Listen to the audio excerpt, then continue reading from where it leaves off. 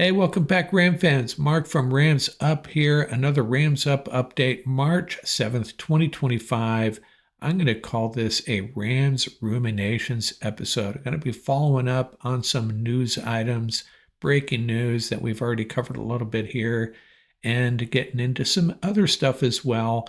News and notes related to our Los Angeles Rams. Now, on the podcast, this is episode 679. And as you all know, I like to talk about players who wore numbers associated with that episode number, episode 679. What players wore number 79? And I don't always talk about star players, historically great players that played for our team. I like to get into the weeds a little bit, and that's what I'm going to do this episode. I'm going to talk about a player some of you probably don't remember at all, but I certainly do.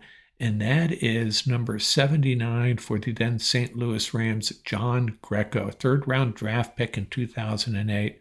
Was with the Rams for 3 years, then moved on to the Browns and Giants, where he finally got a chance to get on the field a bit. 66 starts with the Browns and played 11 years in the career. Never really got a fair shot with the Rams as a starter. I shouldn't say not a fair shot. He just didn't get a chance to get on the field that much for our Rams. And the reason I bring him up is, and I think it was 2010, we flew out to a Rams-Panthers game in St. Louis. It was the Isaac Bruce jersey retirement game. And after the game, my son and I went out to that fence line where the players come out, and one player and one player only came over to greet the fans. And I suspect he may have been a designated guy to do that. But nonetheless, he came over and spent some time with the fans, signed some autographs. He signed a magazine, a game day magazine for my son, and chatted with the fans for a bit. And you know what? We remember him for that. There are two players that we have that I think have gone out of their way to talk to us at training camp events and games. One would be John Greco, the other two times, Alec Ogletree, once in Irvine and once at the Coliseum. So, and you know what? Young adults and kids remember those events, remember that, remember players for that. And so a shout out to John Greco, number 79 for our Los Angeles Rams, a player that my son and I will never forget just because of that, coming over and talking to the fans for a little bit. So that 2-2 contract, Tutu Atwell, Ian had a breaking news release on that. Hopefully you saw that, $10 million guaranteed. His 2024 stats, not overwhelming, but it was his best season of his career, 42 receptions, 562 yards. And, you know, I saw some pushback on the YouTube channel. A lot of people not too excited about this. I think we still are stung by the fact that we passed on Creed Humphrey and drafted Tutu Atwell in the second round. Yeah, he's been a little bit disappointing, but last year we did see signs of how he can contribute. And as I commented on the YouTube channel, let's look at a specific stat. I grabbed the top 4 Rams wide receivers and a couple of other random players. And I have here on the YouTube channel, you can visualize this for those of you listening on the podcast. What I have here is the snap counts, the yards, and then the yards per snap for all the Rams wide receivers of note anyways, and a couple of random players across the league. So DeMarcus Robinson, 505 yards, but only 0.57 yards per snap. Tyler Lockett, Seattle Seahawk receiver, great wide receiver. We'll talk about him a little bit more later. 600 yards on 765 snaps, so still less than a yard per snap. Xavier Worthy, the great Chiefs wide receiver, up-and-coming wide receiver, probably be a better way of characterizing him. 638 yards on 757 snaps, so less than a yard per snap. Cooper Kupp, over a yard per snap, 637 snaps, 710 yards, and we know Matthew Stafford loves to throw the ball to him. And Puka Nacua, the leader in this group, 487 snaps, 990 yards, so over 2 yards per snap. But who was second in this category? Tutu Atwell, 425 snaps, so that's less than half the snaps Demarcus Robinson got. 562 yards, 1.32 yards per offensive snap. Now, we have to recognize that Tutu did not score any touchdowns. Demarcus Robinson had a handful there, didn't he? But I'm just trying to point out that maybe Tutu Atwell just needs more opportunities. And with Demarcus Robinson facing some legal issues, Tutu Atwell producing when he's on the field, it actually becomes kind of obvious that the Rams might prefer Tutu Atwell over Demarcus Robinson. And I think Ram fans should maybe pause the criticism of this signing. And, Sean McVay has said he's going to do things a little bit differently. He has to have a different approach, diversify the offense a little bit. And maybe this is the start of that. Maybe Tutu Atwell is going to be our number 2 or 3 wide receiver. Could we have a set of Puka, Tutu, and Jordan Whittington out there? Very possible. And, I still think the Rams are going to add a wide receiver either through the draft or free agency. We'll talk about that in a second as well. But Tutu Atwell, let's be optimistic that he can really come in and contribute more. He just needs more opportunities. So speaking of wide receivers, man, quite a shakeup in the West. Wide receiver rooms, Cooper Kupp apparently on the way out, Demarcus Robinson a free agent. So the Rams look like they're going to have a turnover with that group. Meanwhile, in Seattle, Tyler Lockett released for salary cap reasons. And like the day after, DK Metcalf asked for a trade, and Seahawks apparently very unhappy about the timing of that. But in Metcalf's defense, probably a pretty good business decision to time it that way. And then in San Francisco, Deebo Samuel traded, and the 49ers taking calls for Brandon Ayuk, and I wouldn't put too much stock in that. So you look at the leading, the top 2 wide receivers of each of these franchises. Seattle, they got JSN and Jake Bobo, I guess might be the top 2 guys. The worst case scenario for each of these franchises. The Rams we already talked about, Puka Nacua and Tutu Atwell or Jordan Whittington.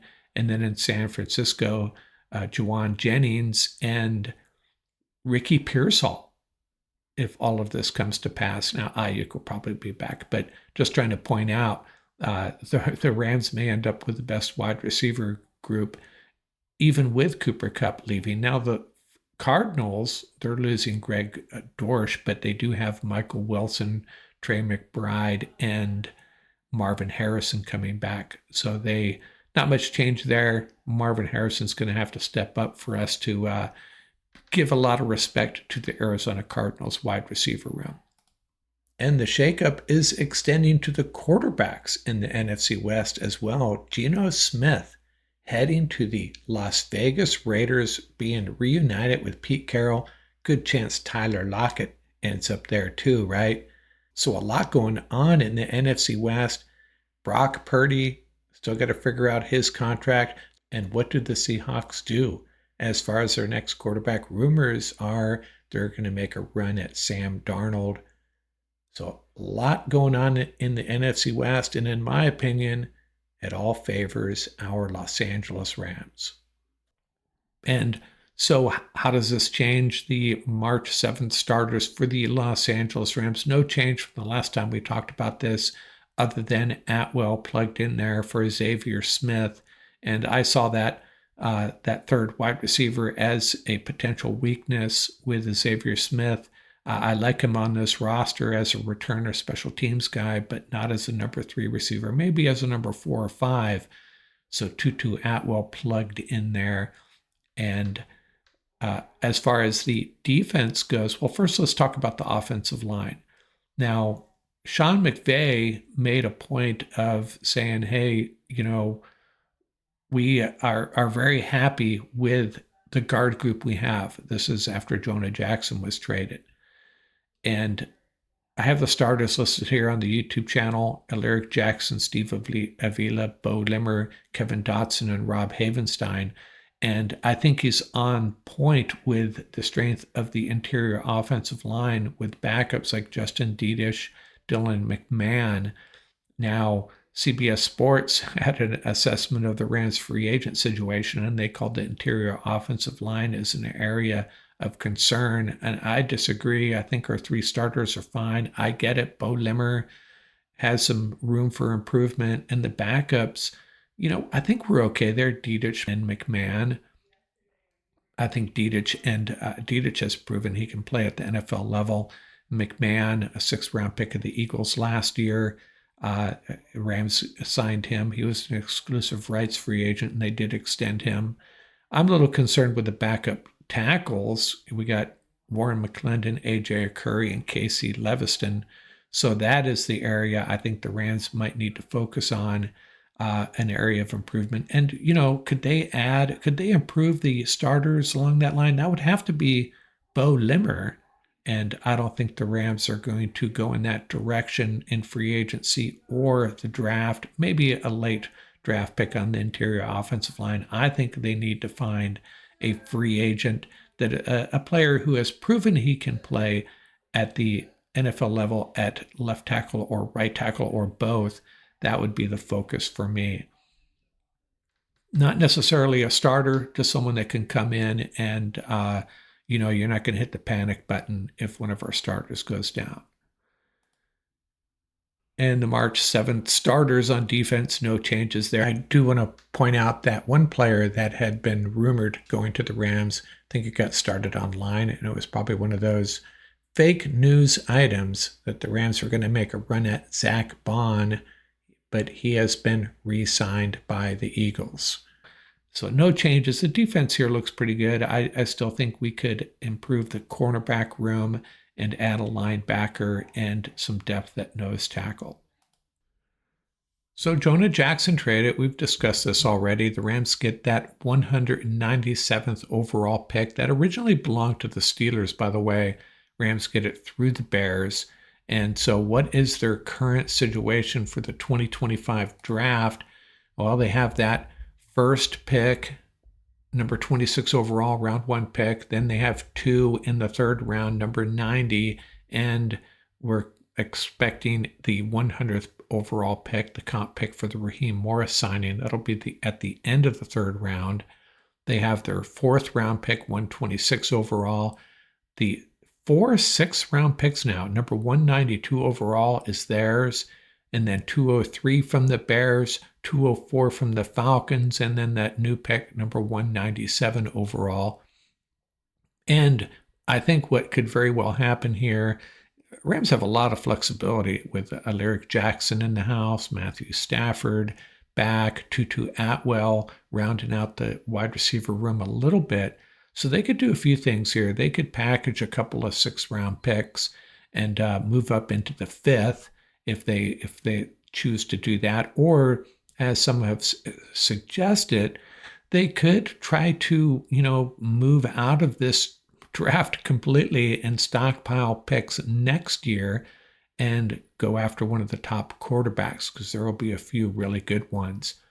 Now, it has been suggested, I think Les Snead even threw out a hint here, that the Rams are eager to find a young star quarterback, as he put it, to take the reins from Matthew Stafford potentially as early as next year, probably in 2 years. So that's another strategy they could take here, get into the second round, late into the first round. I don't know when some of these guys are going to go, the guys that we've been talking about and other content creators have talked about. Good matches, good fits for the Rams, guy like Jackson Dart. If the Rams love him, if Les Snead and Sean McVay fall in love with one of these quarterbacks that'll be there in this early in the, I should say, mid or late first round, possibly even the second round, the Rams could move around and go ahead and get their guy this year. But a lot of flexibility. Those 4 6-round picks, though, don't expect that to happen. I think it'd be more likely that they move up into the 5th round. And I checked recent drafts, and that seems to be the pattern. A couple of 6-round picks will get you into the 5th round. So what else do we got here? Let's take a look at this 2023 draft haul of the Rams. Trey Tomlinson, one of their 13 picks, and he was waived. So 4 of those 13 picks have moved on. Trey Tomlinson, of course, waived. O'Shawn Mathis, he was released at the beginning of last year. Showed up on a couple teams' practice squads, 53-man rosters. Zach Evans and Jason Taylor also moved on, but this is still an incredible draft. Avila, Byron Young, Kobe Turner, our top 3 picks, all significant contributors, starters. Stetson Bennett, not sure about him. Nick Hampton, hey, he's had his moments, needs to stay healthy. He'll be coming back from an injury, and you're getting him in the 5th round. Not bad. Warren McClendon could still play a role. Davis Allen, a guy that just needs opportunities, I think. And then, of course, Puka Nacua, and him alone makes this a great draft. And then the punter, Ethan Evans, solid. And Deshaun Johnson, Mr. Irrelevant, contributes on a rotational basis. He had a really good second half of last season, actually. And he's a guy that, with some players leaving in free agency, he could become even more important in 2025. And I wanted to revisit this Fisk trade because the default takeaway is the Rams gave up too much. And I'd never really looked at the numbers using the draft value chart. So the Rams got number 39 overall to draft Fisk. That's 510 points. What did they give up? Number 52 is 380 points. Number 155 is 30 points.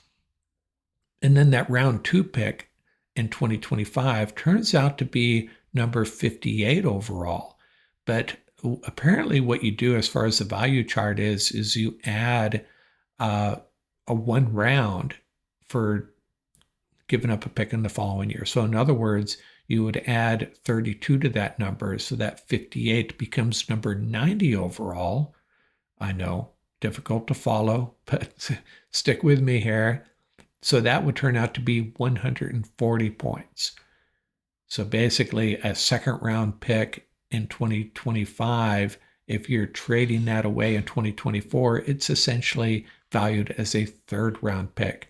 So bottom line is Rams got 510 back from the Panthers for 550. So it's a 40-point differential. So not really as bad as some folks made it out to be. Did the Rams give up a little too much? Absolutely. Was it a horrible trade? No, I don't think so. I think it turned out to be a pretty good trade. And by the way, the Panthers, I think, turned around and traded away both those picks. So it gets a little messy if you're trying to do a player-by-player comparison. I'm not going to give that a try. We'll see what happens with this 2nd round pick this year that the Panthers own. So looking at the Rams' remaining unrestricted free agents, there's a bunch of them. Alaric Jackson is off the list. Tutu Atwell is off the list. Demarcus Robinson, what I'm hearing is the Rams will not be bringing him back. If you read between the lines from what Les Snead was saying, dealing with some legal issues, and why sign a guy that might miss the first part of the season, who knows how many games. Defensive lineman Bobby Brown sounding disenchanted, doesn't look like he wants to come back, basically coming out and saying, I need opportunities. I'm not just a run stopper. And there's some other guys that we might be interested in. Jimmy Garoppolo, is he going to come back as our backup quarterback? Akilla Witherspoon, Les Snead saying he's interested in him coming back. Christian Roseboom, Michael Hoyt, John Johnson, we'll see. But a bunch of free agents still here. Not sure who the Rams will be focusing on. If I had to say the top priorities, they would be Jimmy Garoppolo and Ahkello Witherspoon. I would say Bobby Brown, but it doesn't sound like he's interested.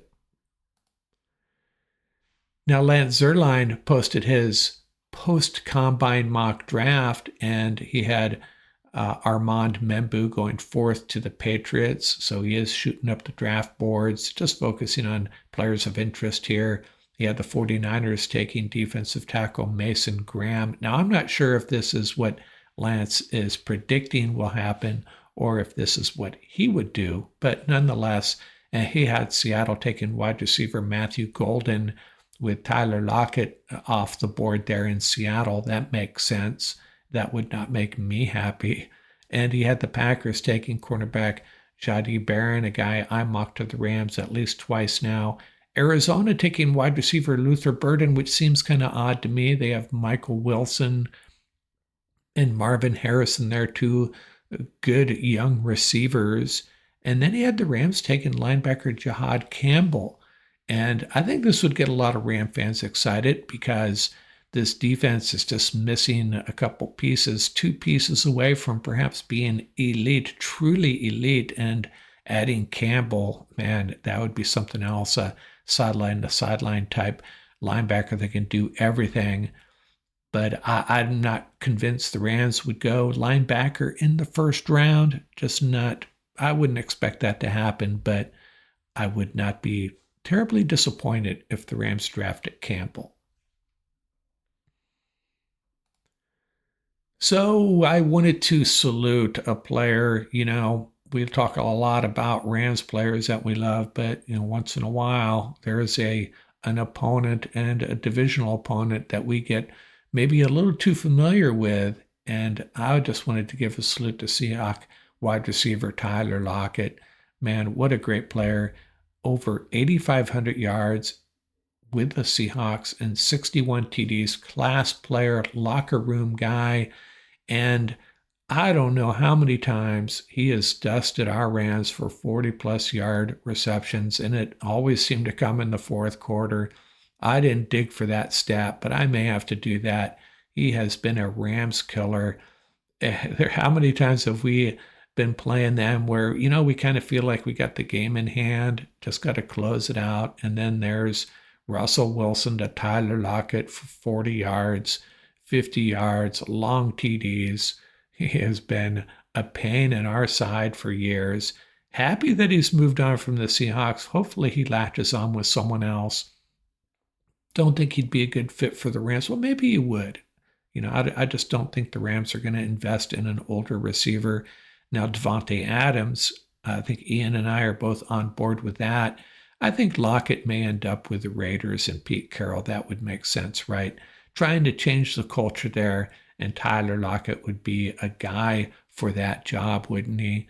Tyler Lockett, salute to a great Seattle Seahawk who is moving on out of the NFC West, hopefully. And lastly, I wanted to close here with an update. I've been saying for a few weeks we wanted to do a live stream mock draft, and we are setting that up for Monday, this Monday night, March 10th, around 6 p.m. You never know, we may run a little bit late depending on how our lives are impacted by traffic, but that's the plan. Live stream mock draft. We'll let you guys chat away and suggest picks for us. We may even let some of you make a pick. We'll see how it unfolds. It'll be fun. Ian and I hosting that Monday night, 6 p.m. Please join us. That's all for now. Out here from Rams Up.